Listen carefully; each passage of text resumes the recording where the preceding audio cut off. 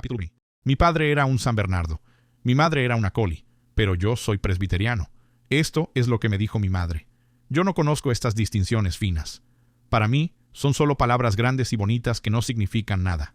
A mi madre le gustaban estas palabras. Le gustaba decirlas y ver a otros perros sorprendidos y envidiosos, preguntándose cómo había obtenido tanta educación. Pero, en realidad, no era educación real. Solo era apariencia. Ella aprendía las palabras escuchando en el comedor y en la sala cuando había visitas, y yendo con los niños a la escuela dominical y escuchando allí.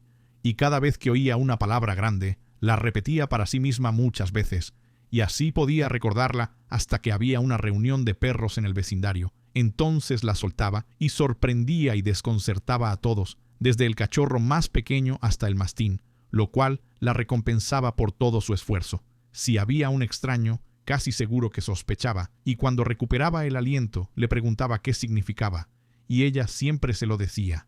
Él nunca esperaba esto. Pensaba que la atraparía, así que cuando ella le decía, él era el que se avergonzaba, mientras que él había pensado que sería ella. Los demás siempre estaban esperando esto, y se alegraban, y se sentían orgullosos de ella, porque sabían lo que iba a pasar, ya que tenían experiencia. Cuando ella decía el significado de una palabra grande, todos estaban tan llenos de admiración que a ningún perro se le ocurría dudar si era el correcto. Y eso era natural, porque, por un lado, respondía tan rápidamente que parecía un diccionario hablando, y por otro lado, ¿dónde podrían averiguar si era correcto o no? Porque ella era la única perra culta que había. Con el tiempo, cuando fui mayor, ella trajo a casa la palabra un intelectual una vez, y la usó bastante durante toda la semana en diferentes reuniones, causando mucha infelicidad y desánimo. Y fue en ese momento que noté que durante esa semana le pidieron el significado en 8 reuniones diferentes, y dio una definición nueva cada vez, lo que me mostró que tenía más presencia de ánimo que cultura, aunque no dije nada, por supuesto. Tenía una palabra que siempre tenía a mano, lista, como un salvavidas, una especie de palabra de emergencia para usar cuando era probable que se viera arrastrada por la borda de repente. Esa palabra era sinónimo. Cuando ella sacaba una palabra larga que había tenido su momento semanas antes y sus significados preparados ya estaban en su montón de basura, si había un extraño allí, por supuesto que lo dejaba aturdido por un par de minutos. Luego él se recuperaba, y para ese momento ella ya estaría lejos en otra dirección, sin esperar nada. Así que cuando él la llamaba y le pedía que explicara, yo, el único perro que conocía su juego, podía ver su vela parpadear un momento, pero solo un momento. Luego se inflaba tensa y llena, y ella decía, tan tranquila como un día de verano, es sinónimo de supererogación, o alguna palabra larga y endiablada como esa, y seguía plácidamente y se alejaba en la siguiente dirección, perfectamente cómoda, ya sabes, y dejaba a ese extraño luciendo profano y avergonzado, y a los iniciados golpeando el suelo con sus colas al unísono y sus caras transfiguradas con una alegría sagrada. Y era lo mismo con las frases. Ella traía a casa una frase entera, si sonaba grandiosa, y la repetía 6 noches y 2 matinés, y la explicaba de una manera nueva cada vez, lo cual tenía que hacer, porque lo único que le importaba era la frase. No le interesaba lo que significaba, y sabía que esos perros no tenían suficiente ingenio para atraparla de todos modos. Sí, era una maravilla. Llegó a tal punto que no le tenía miedo a nada, tenía tanta confianza en la ignorancia de esas criaturas. Incluso traía anécdotas que había escuchado a la familia y a los invitados de la cena reír y gritar, y por lo general mezclaba el remate de una broma con otra broma, donde por supuesto no encajaba y no tenía sentido, y cuando entregaba el remate se caía y rodaba por el suelo riendo y ladrando de la manera más insana, mientras yo podía ver que se preguntaba a sí misma por qué no parecía tan gracioso como cuando lo escuchó por primera vez, pero no se hacía ningún daño. Los otros también rodaban y ladraban, avergonzados en privado por no ver el punto y sin sospechar nunca que la culpa no era de ellos y que no había nada que ver. Puedes ver por estas cosas que ella tenía un carácter bastante vanidoso y frívolo. Aún así, tenía virtudes, y suficientes para compensar, creo yo. Tenía un corazón amable y maneras gentiles, y nunca guardaba rencor por las ofensas que le hacían, sino que las sacaba fácilmente de su mente y las olvidaba. Y enseñó a sus hijos su manera bondadosa, y de ella también aprendimos a ser valientes y rápidos en tiempos de peligro, y a no huir, sino a enfrentar el peligro que amenazaba a un amigo o a un extraño, y ayudarlo lo mejor que pudiéramos, sin detenernos a pensar en el costo que podría tener para nosotros. Y nos enseñó, no solo con palabras, sino con el ejemplo, y esa es la mejor manera y la más segura y duradera. Vaya, las cosas valientes que hizo, las cosas espléndidas. Ella era como un soldado, y tan modesta al respecto, bueno, no podías evitar admirarla, y no podías evitar imitarla. Ni siquiera un Spaniel King Charles podría permanecer completamente despreciable en su compañía. Así que, como ves, había más en ella que su educación. Capítulo 2. Cuando ya había crecido, finalmente me vendieron y me llevaron, y nunca la volví a ver. Ella estaba desconsolada, y yo también, y lloramos, pero me consoló lo mejor que pudo, y dijo que habíamos sido enviados a este mundo con un propósito sabio y bueno, y que debíamos cumplir con nuestros deberes sin quejarnos, tomar la vida como la encontráramos, vivirla para el mayor bien de los demás, y no preocuparnos por los resultados. Esos no eran asunto nuestro. Dijo que los hombres que hacían esto tendrían una recompensa noble y hermosa en otro mundo, y aunque nosotros los animales no iríamos allí, hacer el bien y lo correcto sin recompensa daría a nuestras breves vidas una dignidad y valía que en sí mismas serían una recompensa. Había recogido estas ideas de vez en cuando iba a la escuela dominical con los niños, y las había guardado en su memoria con más cuidado que otras palabras y frases, y las había estudiado profundamente para su bien y el nuestro. Uno puede ver por esto que tenía una cabeza sabia y reflexiva, a pesar de que había tanta ligereza y vanidad en ella. Así que nos despedimos y nos miramos por última vez a través de nuestras lágrimas. Y lo último que dijo, guardándolo para el final para que lo recordara mejor, creo, fue: en memoria de mí, cuando haya un momento de peligro para otro, no pienses en ti mismo, piensa en tu madre y haz lo que ella haría. ¿Crees que podría olvidar eso? No. Capítulo 3. Era un hogar tan encantador, el mío nuevo, una gran casa elegante, con cuadros, decoraciones delicadas y muebles ricos, y sin ninguna tristeza en ningún lugar, sino todo un despliegue de colores delicados iluminados por un sol radiante, y los amplios terrenos alrededor, y el gran jardín, oh, césped verde, y árboles majestuosos, y flores sin fin. Y yo era como un miembro de la familia, y me amaban, y me mimaban, y no me dieron un nombre nuevo, sino que me llamaron por el antiguo que me era querido porque mi madre me lo había dado Eileen Mavourneen. Lo sacó de una canción, y los Gray conocían esa canción, y dijeron que era un nombre hermoso. La señora Gray tenía 30 años, y era tan dulce y tan encantadora, no te lo puedes imaginar. Y Sadie tenía 10, y era igual que su madre, una pequeña copia delgada de ella, con trenzas castañas hasta la espalda, y vestidos cortos. Y el bebé tenía 1 año, era regordete y con hoyuelos, y me adoraba, y nunca se cansaba de tirar de mi cola, abrazarme y reírse con su inocente felicidad. Y el señor Gray tenía 38, era alto, delgado y apuesto, un poco calvo en la frente, alerta, rápido en sus movimientos, profesional, puntual, decidido, sin sentimentalismos, y con ese tipo de rostro esculpido que parece brillar y resplandecer con una intelectualidad helada. Era un científico renombrado. No sé qué significa esa palabra, pero mi madre sabría cómo usarla y obtener efectos. Ella sabría cómo deprimir a un terrier ratonero con ella y hacer que un perro faldero se arrepintiera de haber venido. Pero esa no es la mejor. La mejor era laboratorio. Mi madre podría organizar un trust con esa palabra que dejaría sin collares a todo el rebaño. El laboratorio no era un libro, ni una imagen, ni un lugar para lavarse las manos, como dijo el perro del presidente de la universidad. No, eso es el lavatorio. El laboratorio es muy diferente y está lleno de frascos, botellas, aparatos eléctricos, cables y máquinas extrañas. Y cada semana venían otros científicos y se sentaban en el lugar, usaban las máquinas, discutían y hacían lo que llamaban experimentos y descubrimientos. Y a menudo yo también venía y me quedaba por ahí escuchando, tratando de aprender, por el bien de mi madre y en su amorosa memoria, aunque me dolía, al darme cuenta de lo que ella estaba perdiendo en su vida y yo no ganaba nada en absoluto, porque por más que lo intentara, nunca pude entender nada de eso. Otras veces me tumbaba en el suelo del cuarto de trabajo de la señora y dormía. Ella me usaba suavemente como reposapiés, sabiendo que me agradaba, pues era una caricia. Otras veces pasaba 1 hora en la guardería. Me despeinaban bien y me hacían feliz.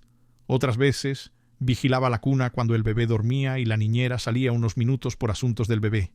Otras veces jugaba y corría por los terrenos y el jardín con Sadie hasta que nos cansábamos. Luego dormíamos en la hierba a la sombra de un árbol mientras ella leía su libro. Otras veces iba de visita entre los perros vecinos, pues había algunos muy agradables no muy lejos, y uno muy apuesto, cortés y elegante, un setter irlandés de pelo rizado llamado Robin Adair, que era presbiteriano como yo, y pertenecía al ministro escocés. Los sirvientes en nuestra casa eran todos amables conmigo y me querían, así que, como ves, mi vida era placentera. No podía haber un perro más feliz que yo, ni uno más agradecido. Diré esto de mí mismo, porque es solo la verdad. Traté de todas las maneras de hacer bien y lo correcto, y honrar la memoria de mi madre y sus enseñanzas, y ganarme la felicidad que había llegado a mí lo mejor que pude. Al poco tiempo llegó mi pequeño cachorro, y entonces mi dicha fue completa, mi felicidad perfecta. Era la cosita más adorable, tan suave y aterciopelada, con unas patitas torpes y encantadoras, unos ojos tan afectuosos y una carita tan dulce e inocente. Y me llenaba de orgullo ver cómo los niños y su madre lo adoraban, lo acariciaban y se maravillaban con cada pequeña cosa que hacía. Me parecía que la vida era simplemente demasiado hermosa para... Luego vino el invierno. Un día estaba de guardia en la guardería, es decir, estaba dormido en la cama. El bebé dormía en la cuna, que estaba al lado de la cama, del lado junto a la chimenea. Era el tipo de cuna que tiene una tienda alta, hecha de un material translúcido. La niñera estaba fuera, y nosotros dos dormíamos solos. Una chispa del fuego de leña salió disparada y cayó en la pendiente de la tienda. Supongo que siguió un intervalo de calma. Luego un grito del bebé me despertó, y allí estaba esa tienda ardiendo hacia el techo. Antes de poder pensar, salté al suelo asustado, y en un segundo estaba a medio camino de la puerta, pero en el siguiente medio segundo la despedida de mi madre resonó en mis oídos, y volví a la cama. Metí la cabeza entre las llamas y saqué al bebé por la cintura. Lo arrastré y caímos al suelo juntos en una nube de humo. Agarré de nuevo y arrastré a la pequeña criatura que gritaba, y salimos por la puerta y doblamos la esquina del pasillo, y seguía tirando, todo emocionado, feliz y orgulloso, cuando la voz del amo gritó: ¡Fuera, bestia maldita! Y salté para salvarme, pero él fue furiosamente rápido y me persiguió, golpeándome furiosamente con su bastón. Yo esquivaba de un lado a otro, aterrorizado, y al final un fuerte golpe cayó sobre mi pata delantera izquierda, lo que me hizo gritar y caer, por el momento indefenso. El bastón se levantó para otro golpe, pero nunca descendió, porque la voz de la enfermera resonó salvajemente: La guardería está en llamas. Y el amo se apresuró en esa dirección, y mis otros huesos se salvaron. El dolor era cruel, pero no importaba. No debía perder tiempo. Él podría regresar en cualquier momento. Así que cojeé sobre 3 patas, hasta el otro extremo del pasillo, donde había una pequeña escalera oscura, que conducía a un desván donde se guardaban cajas viejas y cosas por el estilo, según había oído, y donde rara vez iba la gente. Logré subir allí. Luego busqué mi camino a través de la oscuridad entre los montones de cosas, y me escondí en el lugar más secreto que pude encontrar. Era una tontería tener miedo allí, pero aún así lo tenía. Tan asustado que me contuve y apenas gemí, aunque hubiera sido un alivio gemir, porque eso alivia el dolor, ya sabes. Pero podía lamerme la pierna, y eso ayudaba un poco. Durante media hora hubo un alboroto abajo, gritos y pasos apresurados, y luego volvió la calma. Calma durante unos minutos, y eso fue un alivio para mi espíritu, porque entonces mis miedos empezaron a disminuir, y los miedos son peores que los dolores. Oh, mucho peores. Luego vino un sonido que me heló. Me estaban llamando, llamándome por mi nombre, buscándome. Estaba amortiguado por la distancia, pero eso no podía quitarle el terror, y era el sonido más espantoso que jamás había escuchado. Iba por todas partes, por los pasillos, a través de todas las habitaciones, en ambos pisos, y en el sótano y la bodega. Luego afuera, y más lejos. Luego de vuelta, y por toda la casa otra vez, y pensé que nunca se detendría. Pero al final lo hizo, horas y horas después de que el vago crepúsculo del desván había sido borrado por la oscuridad total. Luego, en esa bendita quietud, mis terrores se desvanecieron poco a poco, y estuve en paz y dormí. Fue un buen descanso el que tuve, pero desperté antes de que volviera el crepúsculo. Me sentía bastante cómodo, y ahora podía pensar en un plan. Hice uno muy bueno, que consistía en deslizarme todo el camino por las escaleras traseras y esconderme detrás de la puerta del sótano y escabullirme y escapar cuando llegara el repartidor de hielo al amanecer, mientras él estaba adentro llenando el refrigerador. Luego me escondería todo el día y comenzaría mi viaje cuando llegara la noche. Mi viaje a a cualquier lugar donde no me conocieran y no me traicionaran ante el amo. Me sentía casi alegre ahora. Entonces, de repente pensé, vaya, ¿qué sería de la vida sin mi cachorro? Eso era desesperación. No había ningún plan para mí. Lo vi. Debía quedarme donde estaba, quedarme y esperar y aceptar lo que pudiera venir. No era asunto mío. Eso es lo que es la vida. Mi madre lo había dicho. Entonces el llamado comenzó de nuevo. Todos mis pesares volvieron. Me dije a mí mismo, el amo nunca perdonará. No sabía qué había hecho para hacerlo tan amargo e implacable, pero supuse que era algo que un perro no podía entender, pero que era claro para un hombre y terrible. Llamaban y llamaban días y noches, me parecía. Tanto tiempo que el hambre y la sed casi me volvieron loco, y reconocí que me estaba debilitando mucho. Cuando estás así, duermes mucho, y yo lo hacía. Una vez me desperté con un terrible susto. Me pareció que la llamada estaba justo allí en el desván. Y así era. Era la voz de Sadie, y estaba llorando. Mi nombre caía de sus labios todo entrecortado. Pobrecita. Y no podía creer mis oídos de la alegría cuando la escuché decir: Vuelve con nosotros. Oh, vuelve con nosotros y perdona. Todo es tan triste sin nuestro... Interrumpí con un pequeño grito de gratitud. Y al momento siguiente Sadie estaba avanzando a trompicones y tropezando en la oscuridad y entre los trastos, gritando para que la familia la escuchara. La encontró. Los días que siguieron, fueron maravillosos. La madre, Sadie y los sirvientes parecían adorarme. No podían hacerme una cama lo suficientemente buena, y en cuanto a la comida, no se conformaban con nada que no fueran manjares y delicadezas fuera de temporada. Y todos los días los amigos y vecinos se reunían para escuchar sobre mi heroísmo, así lo llamaban, y significa agricultura. Recuerdo a mi madre explicándolo una vez en una perrera, pero no dijo qué era la agricultura, excepto que era sinónimo de incandescencia intramuros. Y una docena de veces al día la señora Gray y Sadie contaban la historia a los recién llegados, diciendo que arriesgué mi vida para salvarla del bebé, y ambos teníamos quemaduras para probarlo, y luego la compañía me pasaba de mano en mano, me acariciaban y exclamaban sobre mí, y se podía ver el orgullo en los ojos de Sadie y su madre, y cuando la gente quería saber por qué cojeaba, se veían avergonzadas y cambiaban de tema, y a veces, cuando la gente las acosaba con preguntas, parecía que iban a llorar. Y esto no era toda la gloria. No, los amigos del amo vinieron, un total de 20 de las personas más distinguidas, y me tuvieron en el laboratorio, y me discutieron como si fuera una especie de descubrimiento. Y algunos de ellos dijeron que era maravilloso en una bestia muda, la mejor exhibición de instinto que podían recordar, pero el amo dijo, con vehemencia: Está muy por encima del instinto. Es razón, y muchos hombres, privilegiados de ser salvados y de ir contigo y conmigo a un mundo mejor por derecho de su posesión, tienen menos de ella que este pobre cuadrúpedo tonto que está predestinado a perecer. Y luego se rió y dijo: Mírame, soy un sarcasmo.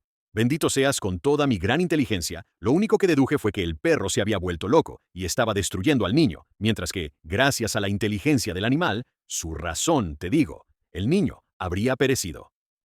Discutieron y discutieron, y yo era el centro mismo del tema de todo, y deseaba que mi madre pudiera saber que este gran honor me había llegado. La habría hecho sentir orgullosa. Luego discutieron sobre óptica, como lo llamaban, y si una cierta lesión en el cerebro produciría ceguera o no, pero no pudieron ponerse de acuerdo, y dijeron que debían probarlo con un experimento más adelante. Y luego discutieron sobre plantas, y eso me interesó, porque en el verano Sadie y yo habíamos plantado semillas. Yo la ayudé a cavar los agujeros, ya sabes, y después de días y días, un pequeño arbusto o una flor brotaba allí, y era un milagro cómo eso podía suceder. Pero sucedía, y deseaba poder hablar. Les habría contado a esas personas sobre eso y les habría mostrado cuánto sabía, y habría estado muy entusiasmado con el tema, pero no me importaba la óptica, era aburrido. Y cuando volvieron a hablar de eso, me aburrí y me dormí. Pronto llegó la primavera, y hacía sol. Estaba agradable y hermoso, y la dulce madre y los niños nos acariciaron a mí y al cachorro para despedirse, y se fueron de viaje a visitar a sus parientes. El amo no era buena compañía para nosotros, pero jugábamos juntos y nos divertíamos, y los sirvientes eran amables y amistosos, así que nos las arreglamos bastante bien y contamos los días esperando a la familia. Y un día esos hombres volvieron y dijeron, «Ahora para la prueba», y llevaron al cachorro al laboratorio, y yo cojeé con 3 patas también, sintiéndome orgulloso, porque cualquier atención mostrada al cachorro era un placer para mí, por supuesto.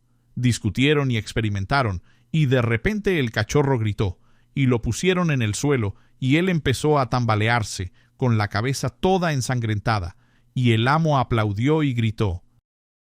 Ahí está, lo he logrado, confiesen. Está tan ciego como un murciélago. Y todos dijeron, Así que has probado tu teoría, y la humanidad sufriente te debe una gran deuda de ahora en adelante. y se agolparon a su alrededor, le estrecharon la mano cordial y agradecidamente, y lo elogiaron. Pero apenas vi o escuché estas cosas, porque corrí de inmediato hacia mi pequeño querido, y me acurruqué cerca de él donde yacía, y lamí la sangre, y puso su cabeza contra la mía, gimiendo suavemente, y supe en mi corazón que era un consuelo para él en su dolor, y problema sentir el toque de su madre, aunque no podía verme. Luego se desplomó, y su pequeña nariz de terciopelo descansó sobre el suelo, y se quedó quieto, y no se movió más. Pronto el amo dejó de discutir un momento, llamó al lacayo y dijo, Entiérralo en la esquina más alejada del jardín. y luego continuó con la conversación. Y yo troté detrás del lacayo, muy feliz y agradecido, porque sabía que el cachorro ya no sentía dolor, porque estaba dormido. Fuimos lejos, hasta el extremo más alejado del jardín, donde los niños, la niñera, el cachorro y yo solíamos jugar en verano a la sombra de un gran olmo, y allí el lacayo cavó un hoyo, y vi que iba a plantar al cachorro, y me alegré, porque crecería y se convertiría en un perro hermoso, como Robin Adair, y sería una hermosa sorpresa para la familia cuando regresaran a casa. Así que intenté ayudarlo a cavar, pero mi pata coja no servía, estaba rígida, ya sabes, y necesitas 2, o no sirve de nada. Cuando el lacayo terminó y cubrió al pequeño Robin, me acarició la cabeza y había lágrimas en sus ojos, y dijo, Pobrecito perrito, salvaste a su hijo. He observado durante 2 semanas enteras y no aparece. Esta última semana un miedo ha estado apoderándose de mí. Creo que hay algo terrible en esto.